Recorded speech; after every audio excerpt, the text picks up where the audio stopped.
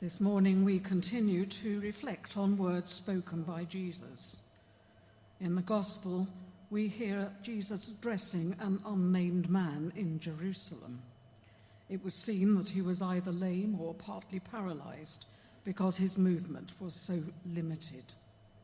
And we hear Jesus ask the question, "Do you want to get well?" And straight away, we are into the emotive topic of wholeness and healing. It's a subject which affects and troubles many of us. It deserves discussion at many levels. But today, I want to lay aside that and concentrate on the gospel story and the ministry of Jesus. I have to admit to being rather shocked when I heard the story. It seems self-evident to me. In his position, I'm sure I would have welcomed the chance that was held out by Jesus. Was it not apparent to Jesus? Did he have doubts? And why was the man apparently less than overwhelmed by his encounter? Now let's go back a step. All the Gospels tell us that Jesus was not merely a teacher who preached, but also was a healer. St. Matthew takes us a little further as he writes, Jesus went round all the towns and villages teaching in the synagogues, announcing the good news of the kingdom and curing every kind of ailment and disease. Certainly Jesus was a person of great compassion who was moved by the needs of many people, especially those who were outside the social accepted society. When he restored the daughter of Jairus, St. Mark tells us that he entered her room, took her by the hand, and said, "Talitha cum," or "Little girl, get up." His language and actions were so tender. He was touched with sympathy and reacted gently. And the same is true with so many who came to him in need. But the healing which Jesus undertook were not just demonstrations of the remarkable powers Jesus possessed, but were part and parcel of the ministry he was called to. Jesus healed to help make known the coming of the kingdom of heaven. He saw his calling by God as making known the compassion and care of God for all people, especially those not valued by society or accepted in the inner court of the temple because of their apparent sin. Jesus said, "Those who are well have no need of a physician, but those who are sick do. And I have not come to call the righteous, but the sinners." Through his ministry and his willingness to let God's power work through him, he healed and reconciled many people to God and allowed them to live in greater fullness of life than before as they came to know the love and compassion of God. And we are aware of so many of those healings. There's the healing of Jairus' daughter. He was responding to the parental love of the parent, but also he recognized in the daughter a young girl who had life ahead of her. Then there was the woman who suffered from hemorrhages. In her society, that was a taboo. People were not supposed to join her or accept her into society because she was deemed to be unclean. But Jesus allowed her to come very quietly, touch the hem of his robe, and be healed. And then perhaps lastly today, there was the healing of the paralyzed man. You remember the one who friend took him on a pallet and then lowered him into the crowded room. So in that case, his need was apparent, and so was the care of his friends who took him to Jesus. After the healing, most of them were relieved. They had a new hope of a fresh start to life or an improvement to life.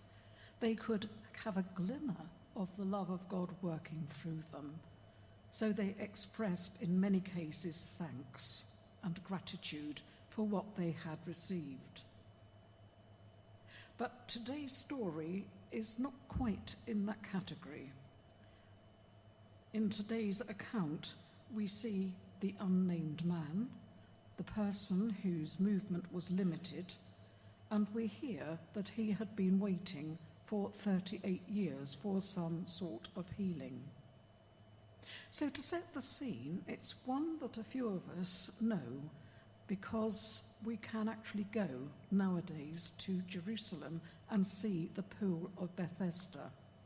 I was fortunate to be one of the group that actually saw it in a rather derelict state. But as we looked down on the pool, we could see the water itself. We could see the remnants of stones around the pool where sick and disabled people were laid. And we could also see the porticos or porches which provided shelter for them as they waited. And sometimes their wait was long because at times, periodically, a stream underneath the pool bubbled up and therefore the water was disturbed. And when people saw that, they thought it was the chance of healing. So both Jews and pagans came to this pool, and there was this element of chance about it, because I don't think the water was stirred very much. But it was there that Jesus came. He was obviously visiting Jerusalem on this occasion where the pool was, and possibly as he was walking around, he saw this man. Perhaps someone had pointed him out and told Jesus of his predicament. But whatever it was, Jesus came and approached him. Now, why was this different from some of the other healings? Well, it seems that the person was not particularly interested in Jesus. There is a lack of excitement and hope about him as he lay beside the pool. So Jesus goes up to him and utters those words, "Do you want to get well?" So what was the point of this when Jesus could do it through his powers, but chose instead to pose this question, a very pointed question? Well, we're not told, but we can perhaps make some guesses about this person. Perhaps, for instance, he hadn't actually heard of Jesus and how he was teaching about the love and compassion of God, and how that compassion could lead to new spiritual or new physical life. It seems surprising to us, perhaps, but if he had to lay down by the pool for a long time, perhaps he was isolated and hadn't heard the news of the gospel, which so many people, especially in the northern part of the country, had come to hear. But perhaps there's another reason also. 38 years, we're told. That is a long time. Perhaps you can measure it in units against your own age. It's a generation's worth in biblical times. It's probably more than one or two in this congregation. For me, it's half my lifespan, and perhaps you can measure it in a similar way. However we do it, that is an enormous amount of time. Perhaps if he had been there 10, 12 hours a day, on a flimsy pallet, on a stone floor, waiting for the waters to bubble, which could be at any time, he had simply given up hope. He might have been so hopeless that despair and even depression had come across. So he really had lost all will and motivation. It's a very sorry state to be in. And perhaps connected to that, all of those years spent by the pool had inured him to what was going on. Perhaps he just saw it as part of his life and got on with it. Whatever he was, there was something of passive despair in that man. And I think Jesus recognized that. He could normally see into the thoughts of people. Do you want to get well? By those words, Jesus had reached out to him. He had spoken to him, which perhaps other people hadn't. He had perhaps stirred a glimmer of hope in that person. Perhaps it had actually triggered a bit of willpower in this rather despairing person. Whatever it was, there was a response from the man, even if it was only an explanation. But Jesus had got perhaps the insight that he wanted, and he had got the commitment from this person, and that allowed the healing to go ahead. So Jesus said to him, as we heard, "Get up, take up your pallet, your mattress, and be healed." And that happened. And rather sadly, after that happened, there was no great transition to joy or relief. When we read on in the chapter, we hear that the man didn't even know Jesus' name and didn't seem to bother about that. And certainly there was no expression of joy, relief, gratitude. It seemed to be a very matter-of-fact occasion. But perhaps also it shows that Jesus is prepared to reach out to people who don't actually come to him. He goes to them and in some way instils in them some kind of hope and some kind of solving of the problem. And I think we have to take that on board very much. But how do we view this situation? How does it speak to us? I think it's very important just to focus on this person. The most telling phrase in the whole of that encounter, "I had nobody to help me." And when we think about that, and when we think about our society, that should speak to us in some way. When we pass by on our shopping expeditions into Kingston, for example, or London, we see people huddling in shop entrances, in various sheltered places. Sometimes they are awake, perhaps with a dog or a begging bowl. Sometimes they are just comatose. They almost seem dead to the world. That strikes me as being rather similar to this person at the pool of Bethesda. What thoughts go through our mind? Well, many. Are they being honest?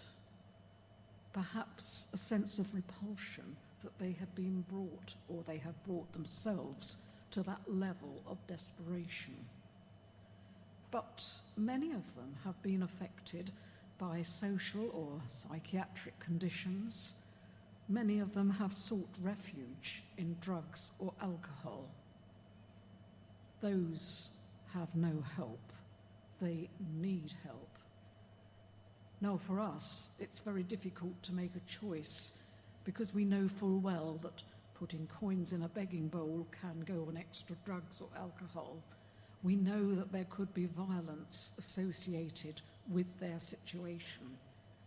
It's wise, in a way, to stand off, but perhaps lend help to those who can deal with the situation. Funding organisations that know how to help people in this situation is perhaps the way forward. But there are many other people who have no one to help. We have people perhaps who have lost a partner, for example. In their grief, they feel lost and bereft. And in those circumstances, it's very easy to get lost in grief. It's very easy to huddle alone in the house. It's very easy for many not to have the skills to enable them to provide for themselves. There are many men of our generation who don't know how to cook. There are many women of our generation have no idea about finance. It makes life difficult, and it's a time for someone to help. And perhaps a third option. There are many people in care homes, hospitals. Many of them, of course, have visitors. Many of them are looked after by the staff. I'm not saying any of that. But there are people there without family or friends. And so often they can actually relapse into this quiet despair of not seeing people. Now, Jesus, of course, always stood in and helped people in their need when he could. And I suppose that still happens. We should never forget that Jesus is alongside us, and we have his words of support and comfort. We might not always recognize it, but when we really think about it, that happens. And it often happens, of course, through the endeavors of other people who stand in. But we know that much healing is done through hospitals, through nurses and doctors and other members of staff who have allowed God's love to permeate them and who stand in place and become the healing powers. So that goes on. But I think, if anything, this healing speaks to us as individuals. We are part and parcel of Jesus' ministry. We are called as followers to be aware of people's situations. Many people, of course, do. Families often look after their elderly or infirm members, but there are those that have no help. And just as Jesus reached out to them, so we are called on occasions, and perhaps more often than we think, to reach out them. Sometimes very simply. Sometimes it's to give them a smile. There's always the proverbial cup of tea, but how that does break the ice. And we know that if we're out and we find a friend who's down, the mention of a cup of coffee or tea can lift the mood and can make all the difference to their day. Donna was speaking yesterday to me, I think it was the day before actually, but no matter, of someone in a care home who was very practical in their help, obviously giving help, but took the trouble to paint the nails of one of the residents. It made all the difference, this attention. And hairdressers are wanted. Many people with personal skills are wanted. But then there are the visits that can be made. There is information that can be given. There are all sorts of ways that we can use our insights and skills to do something about it. And I think that is partly the message of our story today. They need someone to help them, and then healing is aided. So what can we do at this particular stage? Well, we know the offer of help and advice is invaluable, and prayer and a measure of hope and compassion, such as Jesus came, can alter situations. So we know that through the ministry of Jesus, we know a compassionate God. We can pass that love on. Through the cross, we know forgiveness, sacrifice, and love at the deepest level. That can motivate us. Through the resurrection, we know transformation and new life. We can, in many cases, not, of course, promise new physical life. We're not in that category. But we can transform situations into more positive events. And through his ascension, we know Jesus will always be with us in glory, but made known through his Holy Spirit. So our gospel reading today points us to the love and the outreach of Jesus, and I think it invites us to do the same. Amen.